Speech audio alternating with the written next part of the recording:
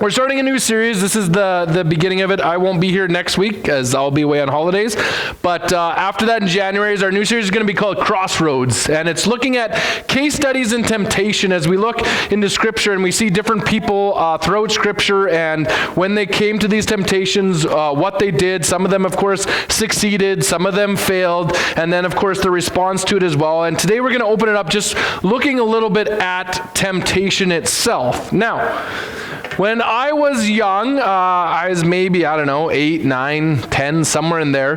My mom from Costco would always buy these big plastic containers of peppermints. And they're those round peppermints, and I don't know why, but I always loved those peppermints.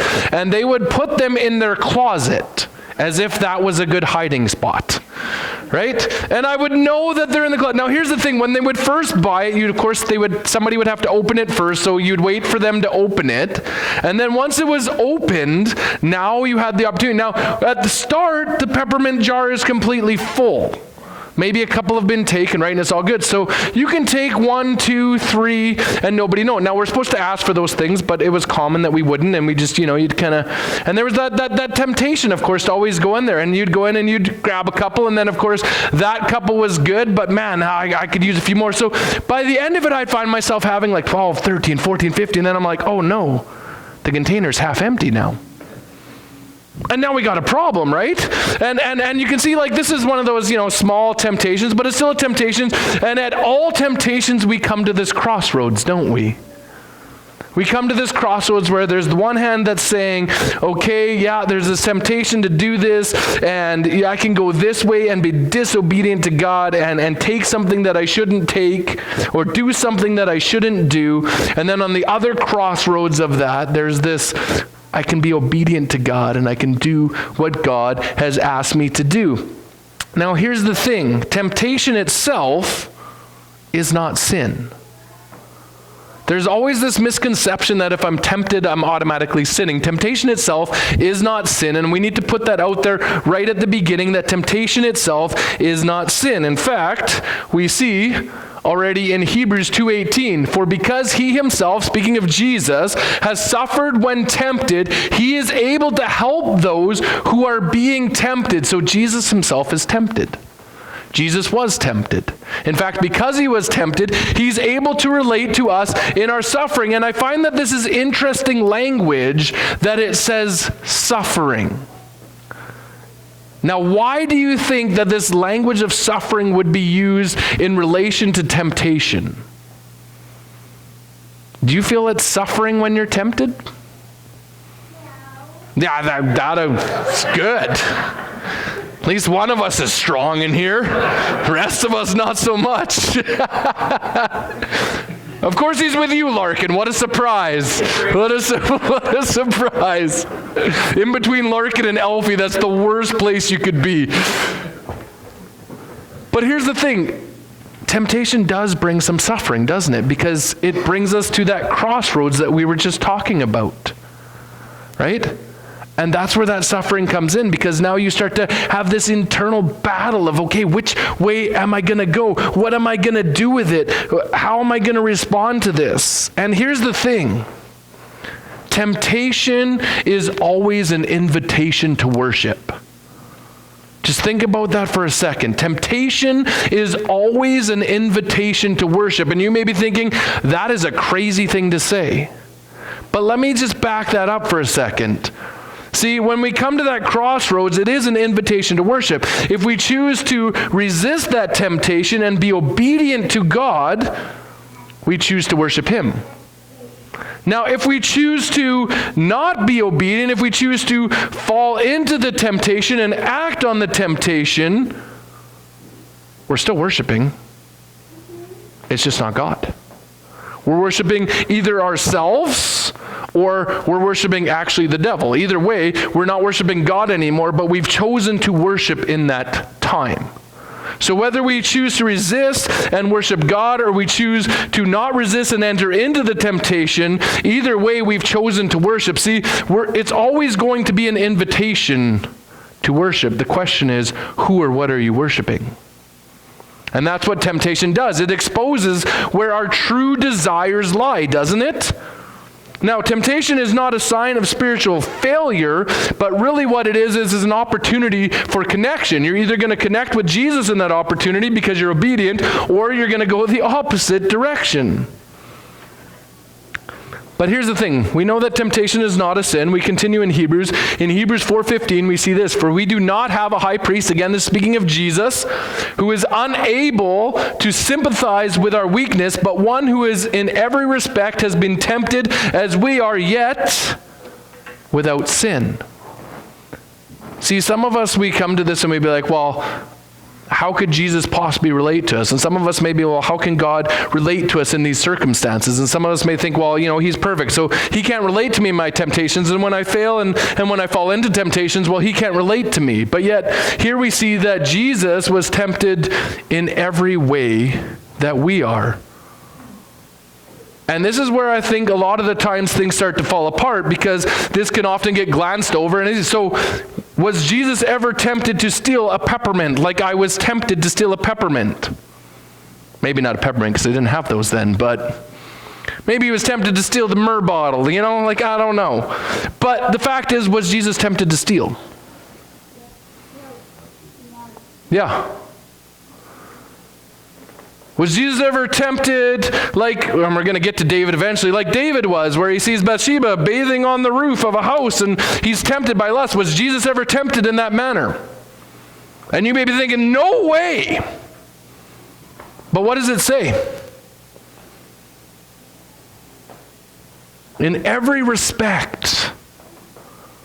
And this is where things get a little dicey, because, Jesus was tempted in every way that I'm tempted, and we need to understand that if we're going to realize that he's able to help us in this manner, he's able to sympathize with us, because he's been tempted in every way that we've been tempted. And yet it says, without sin. Now here's where it comes in the second problem that I often have, and I've even been in churches with this case, where they say, well, yeah, Jesus wasn't able to sin.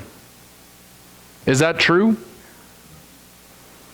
Can you be tempted if you're not able to sin? No, you can't. Right? Because there's no temptation there. If Jesus is really like Clark Kent, right? He's got the Superman thing underneath, and he can't be tempted because, he can't fail to it, then you're not really being tempted. So Jesus obviously had the capability of sinning, but by the power of the Spirit didn't sin. He resists temptation, which we're going to do a whole case study on Jesus and temptation. That's coming up yet too. But Jesus resists it completely, but he can sympathize with us, of course, because Jesus has been through every temptation that you've been through, yet without sin. He's the only one that can completely resist sin and give us the power to do the same. Temptation has the opportunity to either connect you deeper with Christ or to divide you away from him, but it's always going to have that opportunity. So the question is then, where does temptation come from? Where does it begin? Where does it come from? What's that? Yourself? Yeah, so James gives us a little hint of this, right? James says this, let no one say when he is tempted, I'm being tempted by God, for God cannot be tempted with evil, and he himself tempts no one. Now here's where things get really interesting. Okay?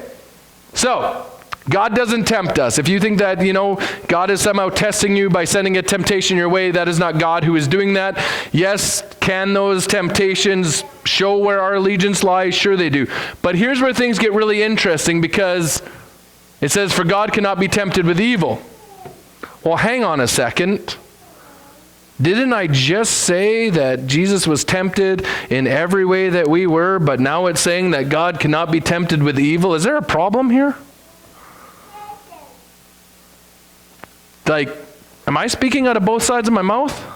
Is the Bible speaking out of both sides of its mouth? What is up with this? Why would it say that? Did I just tell you guys a lie? Now here's the thing. God himself cannot be tempted. Jesus was both fully God and also fully what? Human. Can humans be tempted? Yes. Can God himself be tempted? No. See, and this one is where that line comes, well then, God could not be tempted by evil, and yet we just read in Hebrews that he was tempted in every way that we were, and therefore he can relate to us, and he understands us. But now you see this, and people, God can't be tempted then. But yes, Jesus was very much tempted in every way, and yes, Jesus could fall into temptation, but God himself does not tempt, nor is he tempted with evil, because God is perfect in all ways. Right? And he himself, of course, tempts no one. When you are tempted, it is not God doing anything. Right? But each person is tempted when he is lured and enticed by what? His own desire. See, this is what I said. Temptation actually shows us where our true desires lie. Right? Because when we give in to temptation, it shows, I'm going to go this way. I'm going to do this. Because that's what I want to do, right? Then desire, when it is conceived, gives birth to sin, and sin, when it is fully grown, brings forth what? Death. So this is the finality of temptation. When we give in to temptation, when we give in to our own sinful desires, and we go down this path, in the end it always brings forth the same thing, death and destruction. We see that over and over again. But the problem is, temptation often offers us something, doesn't it? Because we wouldn't go down that road if we didn't think there was anything good there, would we? It offers us lies, but it always offers us something, doesn't it? What does it offer us? Right? What's that? Temporary satisfaction or temporary pleasure or even temporary happiness, quote unquote. It always offers us something, but in the end, what does it always give us? Well, we just saw it. It brings death, it brings destruction, it brings shame, it brings guilt. It doesn't really ultimately satisfy or bring anything good.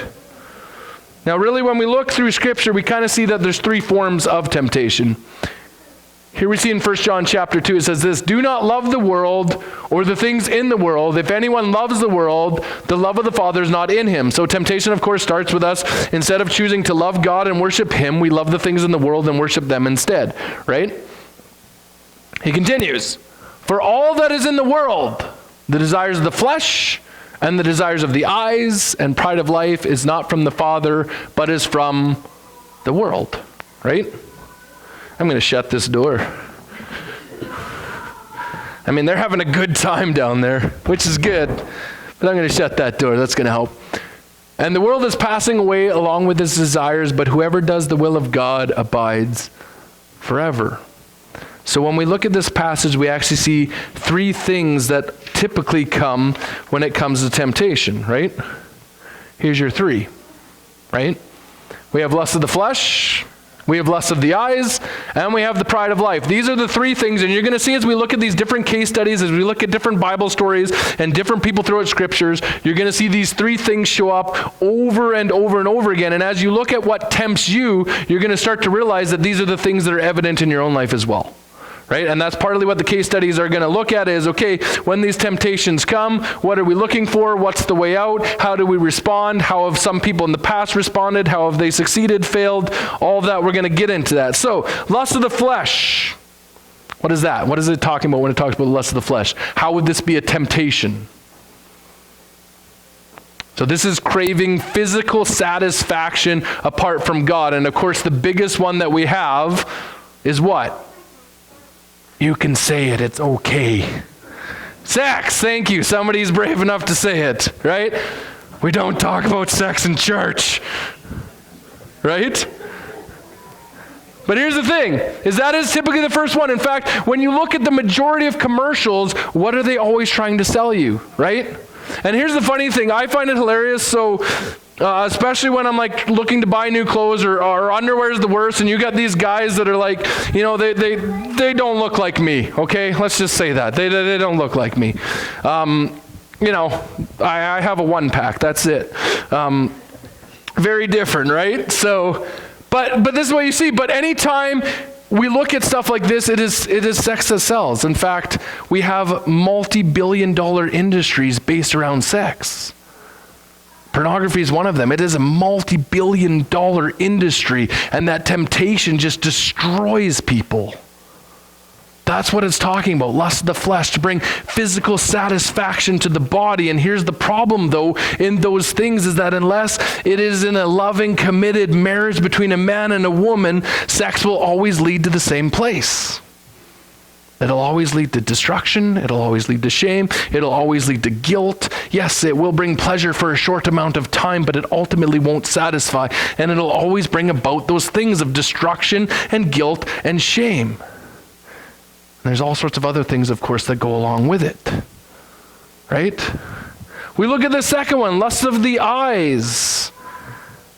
Desiring what we see but don't need, right? And this can go even into covetousness where, we see something that someone else has and, I need that, I want that should be mine, right? So we have this lust of the eyes that we see things and it often is this covetous type thing, right?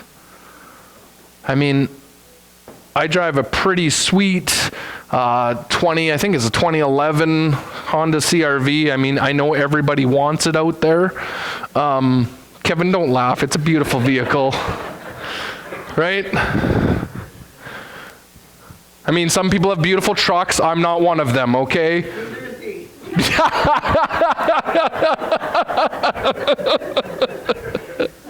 Right? But again, you see these things and it attracts you. You want that. You want to take that. In fact, there's a lot of that, the idea of theft and stuff is it's lust of the eyes. You see something and you want to take it for yourself, right? And the last thing is pride of life. Why would this one be a thing? Well, pride of life is this self-exaltation, that there's this temptation to be greater than what you really are. And where I find that this temptation often comes in is when we lie. Why do we lie a lot of the time, especially in stories? You ever hear those stories? And of course, right, you have the stories where the fish just keeps getting bigger, right? You have those stories, right? Whereas my grandpa actually has this massive fish on his wall, and it literally is this big. But the first time he told me that story, he's like, it's like this big. I'm like, yeah, right, Grandpa. And then it's like on his wall. I'm like, it is that big. But typically, it's this type of thing where it's like this self-exaltation that I need to lie to make myself look better than what I am. Or that if there's an opportunity to make myself look better, then I'm going to take that. Or you take credit for something that's not actually yours, right? You ever done that? Who shoveled the walk today? That was me, right? The self-exaltation. There's that temptation to do, right? To put yourself up and above, and sometimes even up and above God. So there's this self-exaltation, and we see this happen over and over again, right? Let's go back to the beginning, Genesis 3, right? For God knows that when you eat of it, your eyes will be opened, and you will be like God, knowing good and evil. So this is the devil speaking to Adam and Eve, saying, hey, this is what's going to happen, right? God has he's robbing you, right? And this is what happened. So when the woman saw that the tree was good for food, and that it was a delight to the eyes, and that the tree was to be desired to make one wise, she took of its fruit and ate, and she also gave some to her husband who was with her, and he ate. You're seeing all three of those things show up in this passage, right? Right off the bat, right? You see the lust of the flesh, right? This is good food that's desiring, right? It's pleasing to the eyes, is the lust of the eyes. And of course, the pride of life is that, you'll be like God. You'll be as wise as God is. So this self-exaltation, you see all three of those things being put in front of Adam and Eve, right? Right off the bat. Pretty quick case study right there. We'll look a little bit deeper into this as we go. Today we're going to just glance over some of these things. We're not going to do a deep dive yet, but you're seeing those three show up, right? Matthew 4, this is Jesus. We're going to take a deep dive into Jesus as well and his temptations, but we're just going to quickly go through the story today. It says, then Jesus was led up by the Spirit into the wilderness to be tempted by the devil. And after fasting 40 days and 40 nights, he was hungry. I find this passage this is the funniest verse in the Bible. After fasting 40 days and 40 nights, he was hungry. Really? Anyways, continuing. And the tempter came and said to him, if you are the Son of God, command these stones to become loaves of bread. What are we seeing here? Lust of the flesh. But he answered, it is written, man shall not live by bread alone, but by every word that comes from the mouth of God. And of course, you're going to see Jesus over and over again quote Scripture, which we're going to get to that as we continue in this series as well. Then the devil took him to the holy city and set him on the pinnacle of the temple And he said to him, if you are the Son of God, throw yourself down, for it is written, he will command his angels concerning you, and on their hands they will bear you up, lest you strike a foot against a stone. So what is this? Well, you got actually a couple happening here. Number one, it's like this self-exaltation, but also it's lust of the eyes, right? We continue. Jesus said to him, again, it is written, you shall not put the Lord your God to the test, right? Again, the devil took him up to a very high mountain and showed him all the kingdoms of the world and their glory, right? Now you have lust of the eyes happening. And he said to him, all these I will give you if you fall down and you worship me.